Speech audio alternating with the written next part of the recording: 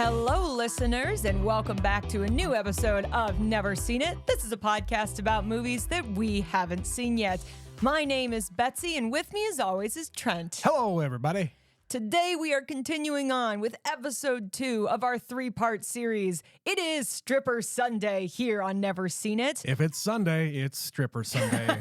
For now, anyway. For the month of March, that's what you're getting. Hey, football's over, so this is what you're getting.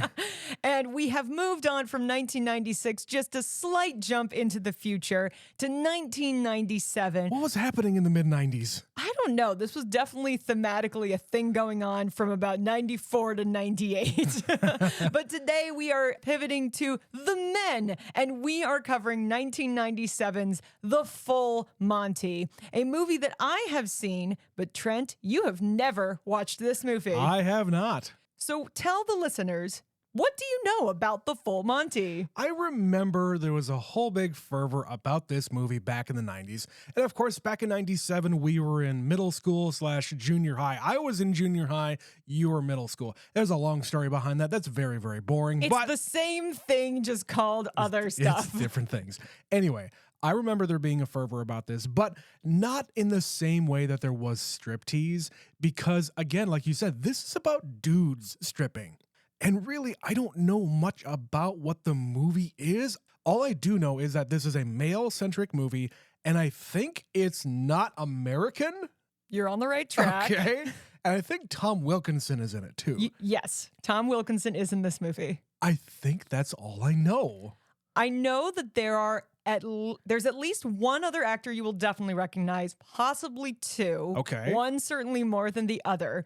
And this is a movie where it is my point of reference for this specific actor who you will recognize when they're on screen. But you're right. This is a British movie. Okay. If Tom Wilkinson didn't give that away. But I think there's maybe one scene or one, let's say, song in particular that is probably going to jostle your memory the second you hear it. Okay. Other than that, I'm not really surprised that you don't really know that much about this movie. No, and I think, the title, The Full Monty, you could take a lot of different ways. Did this phrase originate from this movie, or did it exist prior to the movie? I assume it had existed prior. So do I, but I'm not sure. The Brits have a lot of slang terms I don't understand. It's true. But I don't really know if that's their thing or just a thing in the lexicon. So I don't know if this is like... I think this is a bunch of like middle-aged men who aren't necessarily, the Magic Mike type, let's say. And yeah, I don't really know what the connection to stripping is. Are they like doing a fundraiser? And hey, if you can get, raised 5,000 pounds or whatever the fuck, dad'll go up there and take his shirt off and dance around for a bit. I honestly do not know. Well, I'm not going to tell you. And since you clearly don't know any more than this, let's wrap up this intro. We're going to continue our journey of Stripper Sunday, watch The Full Monty, and we will be right back.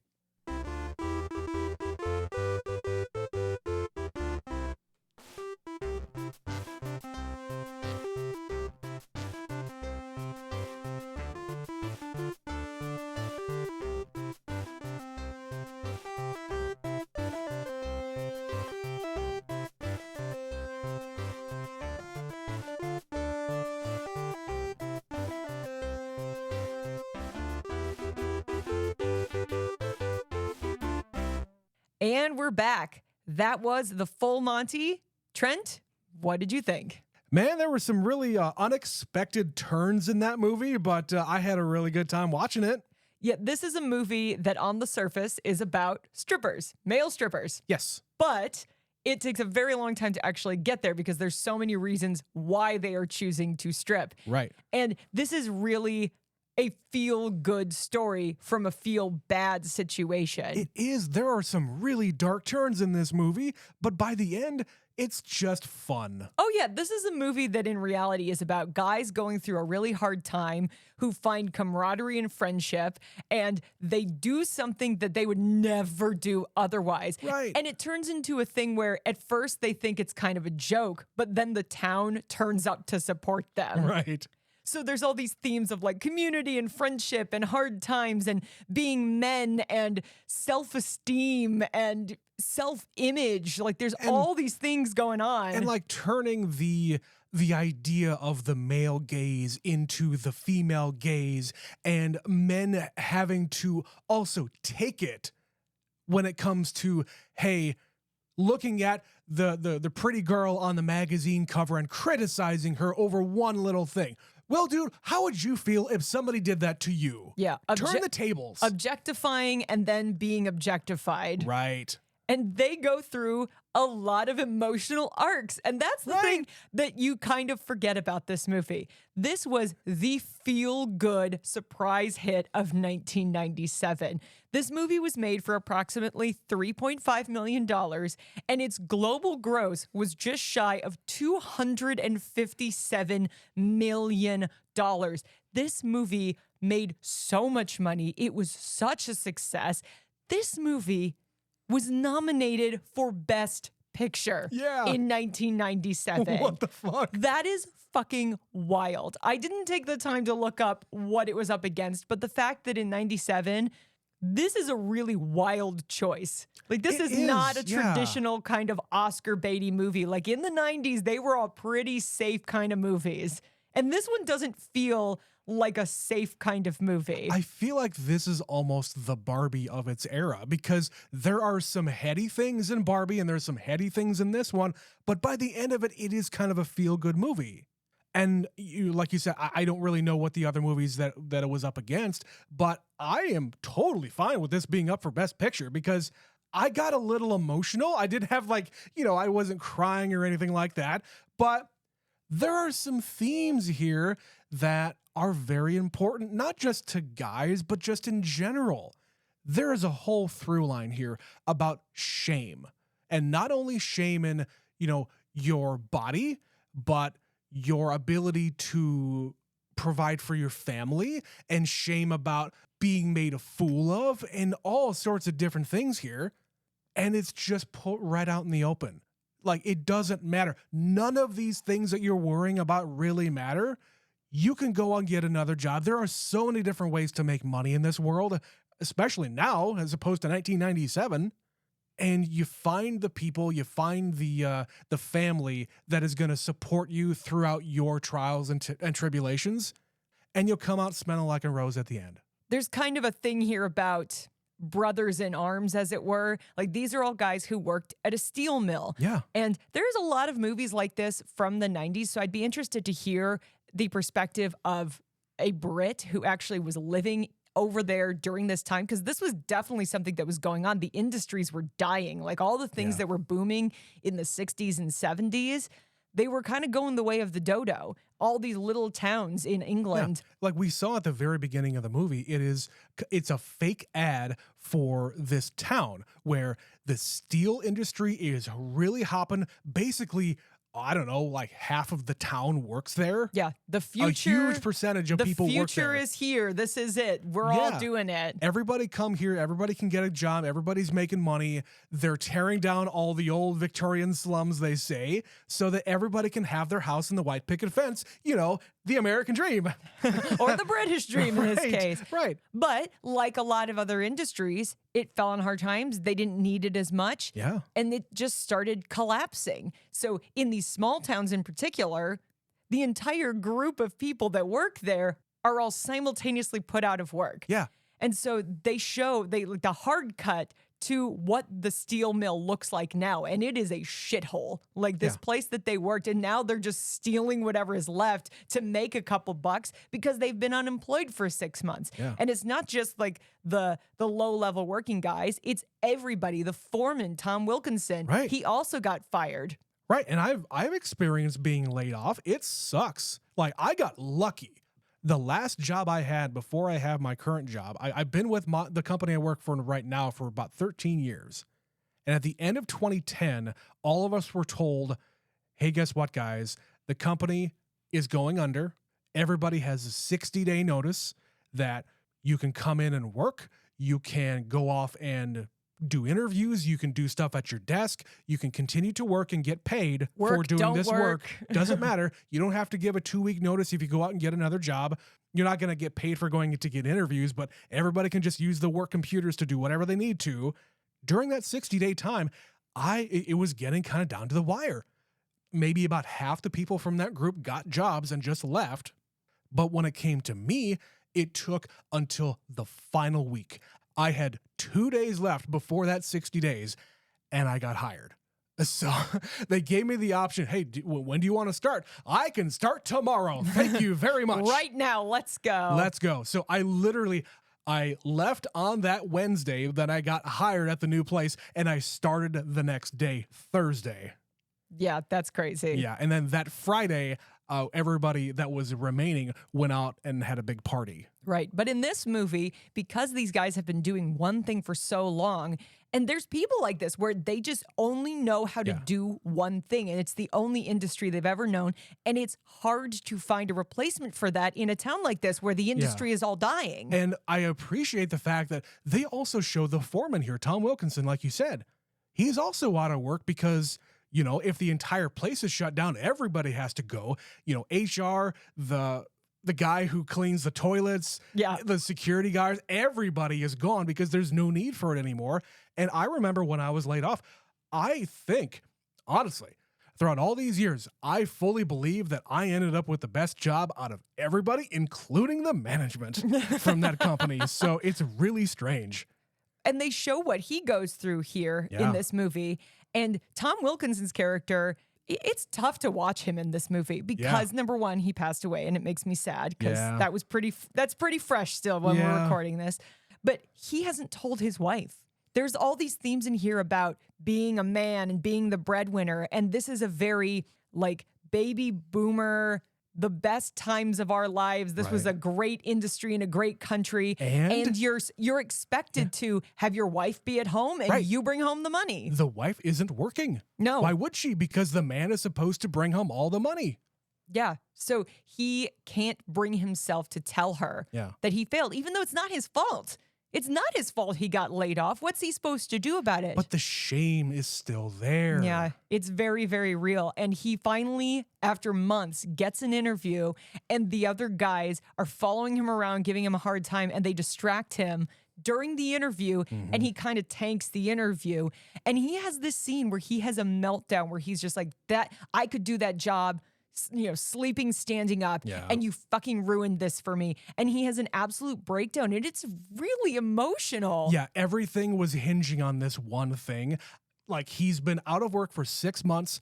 The repo men are literally at his door starting to take some stuff to try to recoup some of the money that he owes. And his wife is out spending money because she doesn't know. She doesn't know that she shouldn't be doing that because he hasn't told her. Right. By the end here, when the wife finally finds out, it's not that she can take all of the other shame, having the neighbors see what's happening, having the repo men come and take all their shit. She can take all of the humiliation associated with that, but it's the fact that you didn't bother to tell me. You're a liar, She's basically. Betrayed. Yeah. And it sucks. And he goes through such a dark moment where he's just like, I needed this and you ruined this for me and I don't know what I'm going to do. And he is like crying and yelling, and there's actual empathy on the other faces because he was their boss and they've never seen him like this. Right. And for them to actually like go, oh shit, we really fucked up and we need to apologize to this man. And then they do it and they all are better for it. But yeah, there's a lot of that throughout this movie where they run into the redheaded guy who's the security guard at the now abandoned steel mill. Right. He's having trouble with his car, and it's such a dark thing because Mark Addy says, oh, you having trouble with your car? And he fiddles with something and he starts it up. Meanwhile, he's talking to him. You can see there is a hose hooked up to the exhaust pipe feeding into the window. But you don't see that until he fixes the car, he starts it up, and then they look back, and then you can see the yellow hose going into the window. And I was not prepared for that.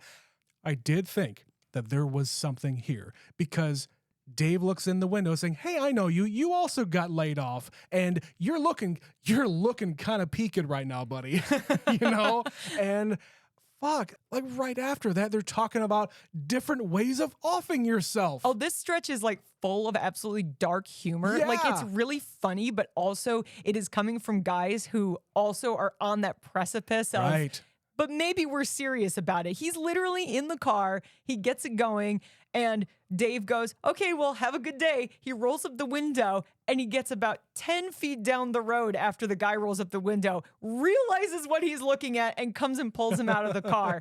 And then when he pulls him out of the car, he calls him a bastard for, stopping him killing himself. Right. And so Mark shoves him back in the car. Like, this is a really ridiculous sequence of events. And my favorite thing is when they're just kind of sitting in this park looking at the sky. Talking about, well, you could throw yourself off a bridge. Oh, I hate heights. I hate heights. Or, drowning. Drowning is a way to go. I can't swim. I can't swim. You don't need to know how to swim. That's the point, dude. And he's like, oh, I don't have any friends. And they're like, we're your friends. We literally just saved your life. Right. Like, come on, dude. But yeah, they're all going through the same thing, so they all have this mutual bond. And the only reason they get this idea is at the beginning of the movie, Gary is walking by the men's pub, the men's working pub. And of course it's empty. The guys who would be in it aren't at work right now. They are not working, so they need something to fill the space. So who has money, Betsy? That would be the ladies. Yeah. And so they have some like Chippendales dancers there, one night only. Right, the traveling troupe of dancers that could just come by to different towns. They come here every so often. Uh-huh, and it sells out. Like, women love this crap. Like, I would be so uncomfortable, I'm not gonna lie, because I get really giggly when I'm uncomfortable. If you've been listening to this show at all, I feel awkward silence with laughter. Yes, you do. And if I had a man like writhing and sticking genitalia near me, I would not be okay. You would not be up front, that's for sure. No, I would absolutely not be up front. But just in general, I don't want to be in that room. It's not really my thing. Like, I don't mind watching movies about it, but even watching the movies, I'm giggling because I'm like, this is the most awkward experience for me in my entire life. But yeah, he sees this and it's 10 quid or something? Yeah, he calls bucks, it $10. He's exaggerating. He's like, there were 1,000 women there. It's probably a few hundred, but he's doing the math, realizes how much money you can make for basically an hour, for an hour's worth of work. Right. And they say, well, why don't we do it? Why don't we do it? And it's that kind of logical flow. And it's not that they're going to be beautiful. It's not that they're going to be talented. It's that they're willing to do it. And it's kind of a spectacle and they know it. They know that everybody in this town is going to see it just based on the fact they kind of think they'll fail and it's a funny joke. So they'll do it no matter what. Like, people will come even if it's as a joke. They don't really care. They just need to make some money. Well, later on, they have that thought, but at the beginning, it's just kind of tossed off as this would be something that we could do, but let's just keep on looking for jobs and everything else. But then they just keep on having these things happen to them along the way that get them a little bit closer and a little bit closer. Hey, our old boss, he likes to dance. He knows how to dance. He can teach us how to dance. He's not doing anything right now. And then they meet these other guys. I don't know how they get these auditions going, but they finally meet some talent, actual talent that can dance. They one of them has a pretty good body, and it's really not about like the titillation or showing off. It is just a bunch of men in their late 20s and 30s and 40s and maybe even 50s up on stage taking their clothes off for fun. It's for fun. It's also them like reclaiming their own manhood. To some degree, ways, yeah. Even though they're like horribly uncomfortable at first, like Robert Carlyle in this movie is the driving force, and he says, "Come on, everybody, let's take off our clothes, because you know what? If we can't take off our clothes around each other, how are we ever going to do it in front of everybody else?" And he's just like, "Okay, let's do this," and like giving everybody a pep talk. Right, and then they can't help themselves by like the one guy is self-conscious about being kind of fat. One guy is like, I don't have any muscle tone. Another guy is the one guy called Horace. I don't really know what his deal is. I mean, you could take a guess. Is the idea here that he's got a giant cock? Yeah. Or the fact that he actually doesn't. I think the thing is he doesn't, because later on we see him with a fucking penis pump that isn't working. Jesus. Maybe that's a nickname he gave himself. Yeah, or and then Nathan. Nathan is the eye candy out of the entire bunch. He doesn't sing, he doesn't dance, he has no talent, but he has a very large penis. He has a very large penis and a six-pack. Yeah, so why not? And he gets on. He makes up for the fact that he doesn't have any other talent. They are a ragtag group of male strippers. Yeah, and I don't think I've said this on a recording before, but I feel like cinema needs to, and I am saying cinema here.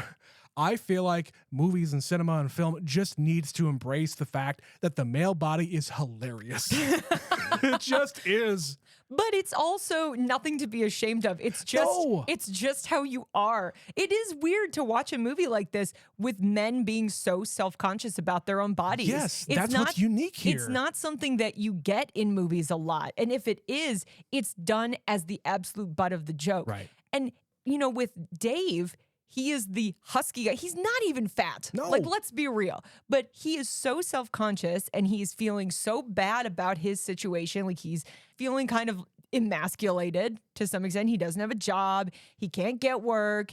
He doesn't even want to touch his wife because he's so just distressed about his own manliness. And he feels like his wife is out there cheating on him. Yeah. He gets paranoid and he just keeps feeding into this loop. And there's this really sad sequence where he is hiding in the shed, wrapping himself in plastic because he thinks it'll help him lose weight, and eating a candy bar. Right.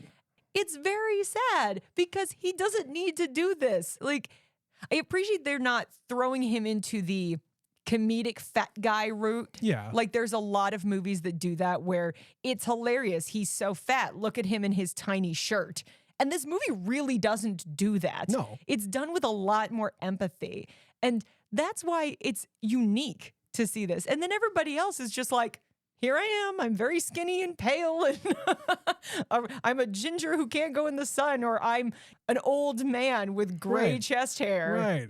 They're such a ragtag group. But they go through it. At the end of the movie, they're just like, yeah, we're going to go out there and we're doing this. We're going the full Monty, one night only. If we're going to do it, let's do it.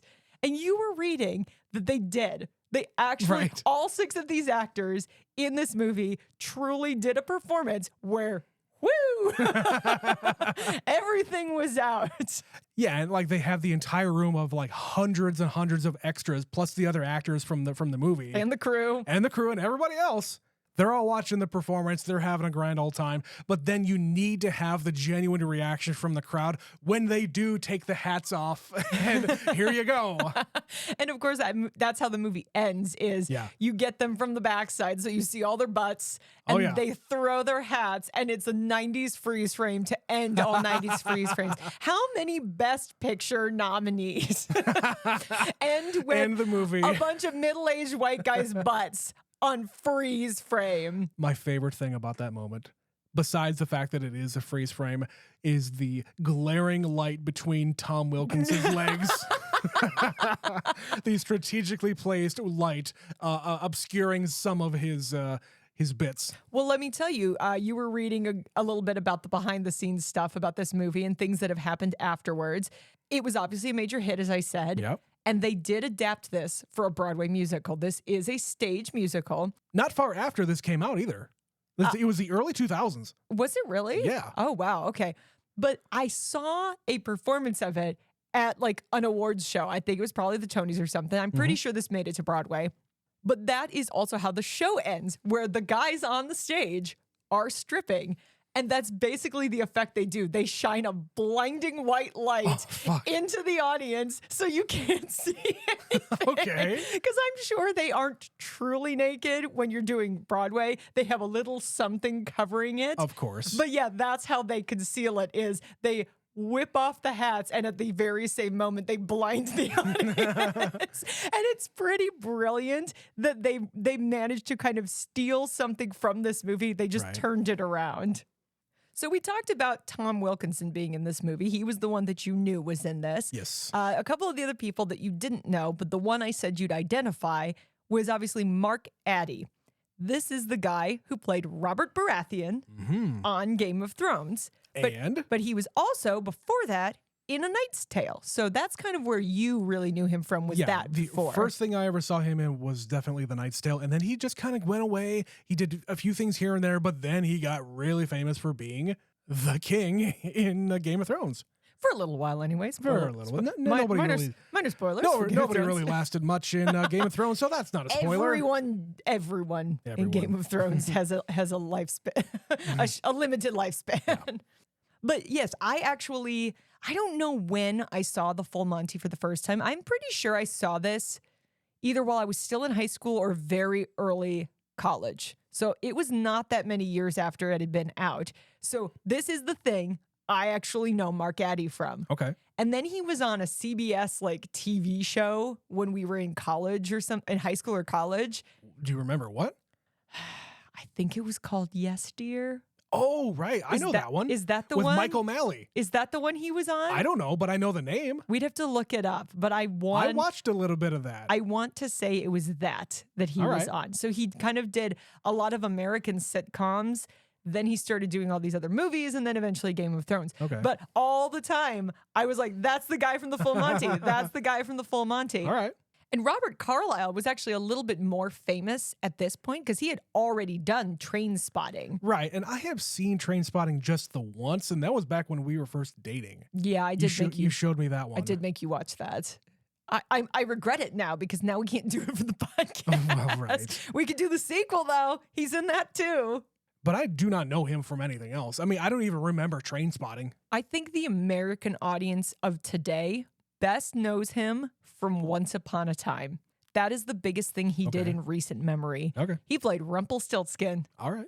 He's kind of a villain because he even says in this movie, and I love that, he's like, I've got a psycho killer face or a serial killer face. And I have seen him in many, many movies where he is sort of an unhinged person. Like in Train Spotting, he's absolutely unhinged to the degree that the other actors were concerned that that's how he really was. Oh, shit. Okay. I don't think he is. I think he's actually genuinely a very nice guy, but he does have serial killer face. He does. And I mean, maybe he's the British version of a William Dafoe, maybe. Maybe. He does have like a really unique, like, visage. Visage, yes.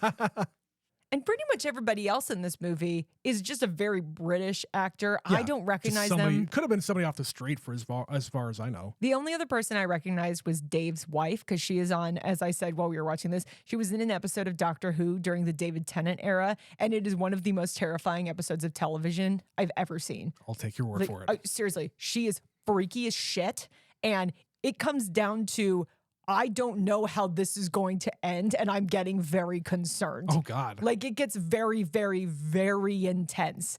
So for any Doctor Who fans out there, it's a planet called Midnight, in case you're wondering. All right. Well, we're going to take a very short break for a word from our sponsor. We'll be right back. Patreon.com/neverseenapod. Patreon.com/neverseenapod. Patreon.com/neverseenapod. Hi, we're Betsy and Trent, the incredibly beautiful and talented hosts of Never Seen It with Betsy and Trent. Due to a factory error, we are now overstocked on podcasts, and we are passing this deal on to you. For the low, low price of $5 a month, you can get Never Seen It Movie Club, Real Love, Box Set, The Wayback Machine, and so much more. So come on down to Patreon.com/neverseenapod and claim these amazing deals today. All right, and we're back. So, Trent, I know that we have talked about a lot of moments in this movie, but I'm sure there are some we haven't touched on yet. So, what have you got that you'd still like to bring up? It is kind of a cliche in a movie like this. Not that this movie is anything but a cliche, but the audition scene of them, like, again, I don't know how they put this together. I don't know how they got the word out, but they got a bunch of men to show up and bring their tape, their boombox, whatever the fuck. Like, did they actually bring a tape with the music that they wanted to dance to, or did they just dance to what they had? It kind of seems like they came with a prepared piece of music. Right. But really, they only had 3 guys audition. Right. The first guy came in with the fucking kids in the running car outside, and he just kind of goes up there and starts taking his clothes off. He doesn't dance. He doesn't gyrate. He just kind of starts to strip very slowly and awkwardly. And then just is like, I don't think I want to do this. My kids are in the car. This is no place for kids. And then it cuts to his kid. And then the other 2 are the guys that end up being in the group. Right. Because who else is going to show up for this shit? You take the first guys who actually want to do it and have the physical ability to do it. Yeah, it makes you wonder, did they put out flyers? Did they ask around? Did they place an ad in the newspaper? Someone had to like gather these folks together to come for an audition. But they skipped that scene. Yeah. But it's almost better that way because all of a sudden it's just like the weirdest group of guys auditioning to be in their strip club. I would like to know, just as a film historian, stay with me. Okay. I would like to know, have there been in other movies prior to this movie where people just kind of show up out of nowhere, they cut to that person doing their audition, then they cut to the next person and the next person? I can think of probably half a dozen off the top of my head that came out soon after this that did a similar thing. Yeah, that would be like an entire letterboxed category. Yeah. super cut audition sequences. Right. Where there is a panel of people judging the people in front of them performing whatever it happens to be. That's how auditions work. I know that, but I'm just saying in this format. I don't know. It's a very unique thing. It is also a comedic trope. Like in these kinds of movies, they're usually like, here's a whole bunch of terrible people auditioning and you're going to laugh at them. Right. But my question is, was the Full Monty the first one to do it in this format? Oh, I doubt it. I doubt very much that they were. But I don't know. It was 27 years ago. I'm putting the call out. Can you think of another movie prior to the Full Monty that did a scene just like this? Yeah, because I don't have the answer for you. Please let us know. The next one I wanted to mention was one that you said that I might have seen elsewhere. It is kind of midway through the movie where they've already been doing their rehearsals here and there. They have the troupe together. They're trying to get better, but they're still going to the unemployment office to probably apply for unemployment and look for jobs. But it's them when they're in the queue, as it were, and on the radio in that room, it's Donna Summer's Hot Stuff comes on the radio, and everybody is just kind of gyrating while they're standing there doing their little dance number in the line. Yep, they start doing the choreography. And it is so subtle at first because it's just like shoulder, shoulder, swivel, swivel. But when it's five guys doing it, all in unison, and the other guys who are kind of in between them are looking around like, what the fuck? It'd be one thing if they were all, person, but no, it is dancer, not dancer, dancer, not dancer. Yes. And this, I'm going to tell you, Trent, is the one clip I was referring to where if you've seen any moment of the Full Monty, it is the sequence of them in the unemployment line dancing to Hot Stuff. And to this day, I cannot hear Hot Stuff without thinking about this movie. It's the thrust. Gonna have some thrust, baby. Every fucking time I hear this song, I think of the Full Monty. All right. They are forever intertwined for me. And I'll tell you this, I don't think I've ever seen that clip from anything. I think you have, but you probably only saw it in 1997 when this movie was everywhere. Probably. Because it's in the trailer, it's in the commercials. If somebody's going to go on David Letterman and promote it, they're going to show that clip. Yeah. And there's another thing that just kind of kept on going through my head, and I feel like there's a certain filmmaker that was very much inspired by this movie. Not in the stripping or anything like that, but I feel like Edgar Wright absolutely loves this movie and based his entire filmmaking career off of it. Okay, explain. Well, it's Simon Pegg and Nick Frost as the skinny guy and the fat guy doing just getting up to shenanigans. It's kind of a trope, though. It's like British buddy comedy humor. Yes. So I don't know that he's necessarily drawing inspiration from this, but I also know he definitely saw it. Everybody in England saw this movie in 1997. Of course. But this was around the same time that Edgar Wright would have been coming up in the film industry. I'm not going to deny it. I don't see a correlation other than that. I think it's just spiritually very similar. Did you not see two naked men hopping fences and stealing clothing and shit like that? Yes. Come on. Yes, I see that. I'm still not quite going to go so far as to say he was like ripping off the Full Monty. I'm not saying he's ripping it off. I'm just saying he was heavily inspired by it. All right, agree to disagree then. So speaking of that sequence, this is something that they get close to, but don't really get fully into, is the fact that these two guys, when the cops come in and bust them during their dress rehearsal, two of them get away and the other guys get arrested. And the two guys who get away have this moment where they kind of look like they're going to kiss. Right. And then later, the guy's mom dies and the two of them are holding hands at the funeral. And for 1997, that is actually a pretty unique thing to have in any movie. They don't go fully there, but it's the fact that the two main guys, Mark Addy and Robert Carlyle, they're like, yeah, look over there. They're holding hands. And then they just go, okay. They just say, all right, cool. Good for them. Honestly, two things here. I did not see them holding hands, so I didn't have any kind of reaction there.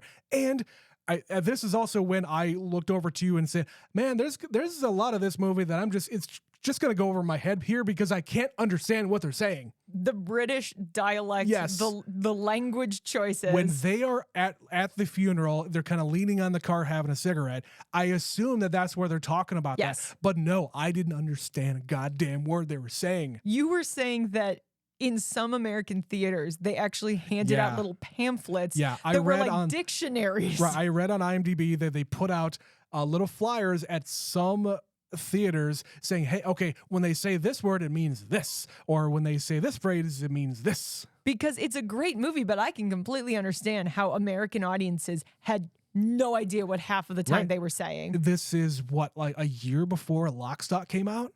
And even that wasn't as big a hit. Nearly so many people saw this movie. It definitely wasn't. But that was another common complaint about it, down to the fact that they, I don't know if it is in the just the American version of it or if it's in every version of Lock, Stock. There's a scene where they're going very, very deep in British slang, and they actually have a subtitle what each individual thing means. They have a translation for what this man is actually saying because it's all Cockney rhyming slang, and it's very, very British. But yeah, you're right. I think that for 1997, for like 6 men to come together, and 2 of them happen to find each other, and they show it on screen. Wow. Yeah, they don't go fully there, but they're saying that that's what this is. Yes. And the 2 friends are like, no. Yeah, I think that's really the significant thing. Not necessarily that, okay, they're showing this thing. I mean, it's whatever, but that the 2 friends are okay with it. Yeah. And they're getting naked in front of them. Yeah, they're secure enough in their manhood, in their friendship with these people, that it doesn't matter. And 1997, again, I keep saying, Best Picture. This was nominated for Best Picture. Yeah, it'd be different if it was 2 ladies.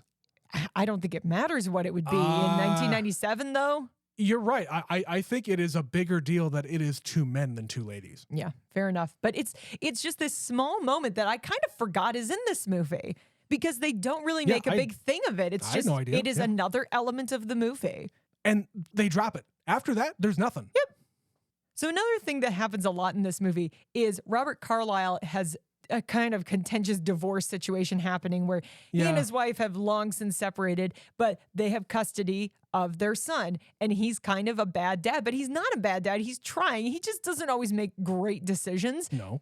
And the son is with him while he is doing all of this. Like, he is at the strip club and he is at auditions. Like, that guy He's playing the tape. That guy whips his dick out and that kid is also there. Like, they don't really show him right away. And then his dad's like, cover your eyes, kid. But I attribute that to the fact that this is a European kind of mentality. Well, like, early on, the kid is going out in the strip club drinking beers. Yeah, but in America, we are a country founded on uptight prudes. Yeah. It is kind of well known that people, even in like England and other parts of Europe, you might think, oh, British, stiff upper lip. No, the working class Brit, they're all much more freewheeling when it comes to like nudity and just being okay with being naked. That too, and language. Yeah. Yeah. So when we're watching this movie, you might be thinking, why is that child there? But you have to remember again, this is not an American movie, and we are way more uptight about stuff like that than they are in Europe. Yeah. I've heard interviews like years and years ago. Ewan McGregor was talking about how he just like walks around naked at home. Yeah, I have heard that. His kids are there. It's not a big deal. No one cares. He's just naked because that is the way people are brought up over there. It would not happen in America because we're so uptight. But when you're watching this, suddenly you can like let it go. Like that this kid is seeing this random man whip his dick out. In 2024, that's never getting put in a movie. Somebody is calling the cops and somebody's going to jail. Somebody's calling the cops, exactly. Yeah. Multiple people might be going to jail. Right. And even like when they get busted, they say, oh yeah, it's indecent exposure. No, it's not. What the hell is wrong with this? They were doing it in a private arena. Right. I think they're more mad. They're like trespassing, basically. I suppose. I don't know. It's a weird thing for them to get arrested for. But even when they're like showing them the security tape, I love how everybody is like, no, you're coming in early there. Right. You do it every time. You need to be better. Like, stop talking, stop laughing. We're having a criticism here. I was reminded of the movie Whiplash. Was I rushing or was I dragging? It's that thing. Just a couple other things I wanted to mention. Well, one was I like their research when Dave, he swipes the tape of Flashdance from the grocery store because, hey, remember when grocery stores also rented tapes out? Yeah, remember when we watched Flashdance? And we covered Flashdance. Yeah, he stole Flashdance so that they can watch it for research. But then as they start the movie, they're critiquing her welding technique. Yeah, she's a crap welder. You don't know how to weld. I can weld better than she can. But then you go to the end of they literally go to the very, very end of Flashdance, and they're critiquing not Jennifer Grey. No, it's definitely not her. It's not her. But still, they're looking at her dancing, and Tom Wilkinson says, "Well, I could teach you in about a week. That's nothing." It's like, really? A week? Okay, 2 weeks. Let's be generous here. Yeah. And I think the last thing is the wife of Tom Wilkinson. All of the shit that this woman has in her house. Like they call attention to like the garden gnomes and all of the other features, quote unquote, that they have in the front of their house and all the shit that she has in like the little tchotchkes. Do you feel like that this woman, all she does all day is watch like the QVC equivalent of the UK? Yes. And she just orders this shit? Yes, because she has like a fucking tanning bed and an exercise bike. Right. And face creams and dresses. And she's talking to him about, let's go skiing. Let's go on a holiday to go skiing. Right. And he doesn't put a stop to any of it because he's too ashamed to tell her he got laid off, which really surprises me because this isn't like an enormous town. You think she would hear through the grapevine. Right, you were saying that. Because it seems like that would be what everybody would be talking about. Everyone got laid off, including everybody. But it's very possible that she just doesn't leave the house. Yeah, maybe she just is always home and she only knows what her husband tells her. But that's the thing. She's not always home because they're doing, they're stripping in the living room. This is true. They do go to his house and get naked. I don't understand what her deal is, but I think she has some kind of addiction. Shopping, certainly. Shopping. Like he says, there's like credit card debt and stuff. Yeah. But yeah, all this to say, I think this movie on the surface seems like it's going to be this very silly stripper movie. And it is. And it is. But it can be more. But it can be more. And we went from Striptease, which was a ridiculous, low-rated comedy, to this, which is also a comedy, but also kind of a drama. Yeah. And it got nominated for Best Picture. So we have upgraded. This is an upgrade. But Trent, do you have any other parting thoughts about the Full Monty before we start wrapping this up? I am very pleased at the fact that I really like this movie and the fact that they were able to really stick some of these headier topics in here. I kind of wasn't expecting that. I was just kind of expecting more of a comedy. And it is very funny, but it's definitely more than that. So. And I think it is just the fact that, man, these guys are just ridiculous in that. Why would you do what? Why? just why? The Full Monty, semicolon. Why? Why? Why not, Betsy? Why not, Trent? Why not indeed? But that is going to do it for the Full Monty. We would love to hear what you thought about this movie. Were you hoping this would win Best Picture the year it was nominated? Over Titanic. Over Titanic. A little thing it had to compete against. Yeah. Or do you have thoughts about our last movie that we covered, Striptease? We would love to hear from you. You can email us, neverseenitpod@gmail.com. You can also reach out to us on social media if you'd like to send us a message on any of those platforms. We do have a couple of emails. We're still working through all of our Oscar responses from all of those movies. No emails yet for about Striptease, so we're waiting on those. But we got an email from Rick about Poor Things. And this is a long one, so bear with us here. He had a lot of thoughts about Poor Things. He begins, the production design on Poor Things was wonderful, yes, with a nice purposeful artificiality that added to the overall fairy tale feel. I didn't care for some of the cinematography, as the use of fisheye lens and peephole views seemed random and not indicative of any change in point of view at those moments. Yeah, those moments I was trying to figure out if there was a through line there as to, okay, why did you choose those moments over other moments? Why here? Why now? Yeah, and why not other moments? And yeah, I could not think of any kind of through line. He continues, since Bella is largely the character we are following, it can be assumed that the camera should reflect her state of mind, as shown by the change from black and white to color. But it was not used to show her feeling claustrophobic or observed, just sometimes when she is walking down a hallway. Yeah.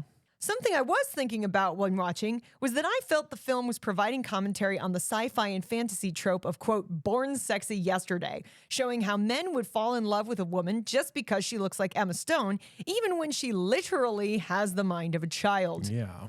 The film makes sure to admonish Mark Ruffalo and points out he is a bad person for lusting after a woman with the mental faculties of a child.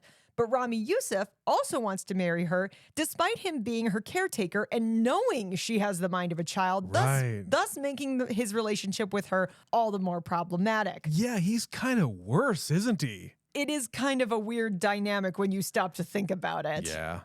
When she returns in Act 3 and decides to go through with marrying him, I felt the movie was betraying how much Bella had grown to that point, and the end showing her lounging in the garden alongside her French socialist lover seemed to show that the marriage to Max was not one of love, but one of convenience, despite her being able to care for herself quite easily. Yeah, I think the ending serves her better than what she was kind of okay with just ending up with Max. It's a little bit inconclusive if they actually are together at the end of the movie. I highly doubt it. I think he's just kind of hanging around. Fair enough.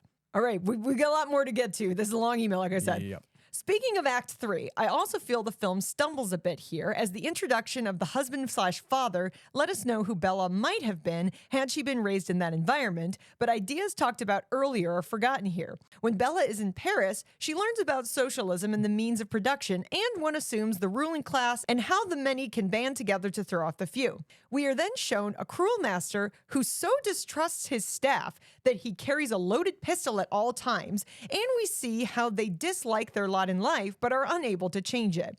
Bella, upon taking out her cruel captor, does not do so with the aid of the servants her mother/herself had wronged previously, nor does she seem to do anything to ease their burden. They are in fact forgotten at the end, possibly arrested for the disappearance of their master, who was open about distrusting them.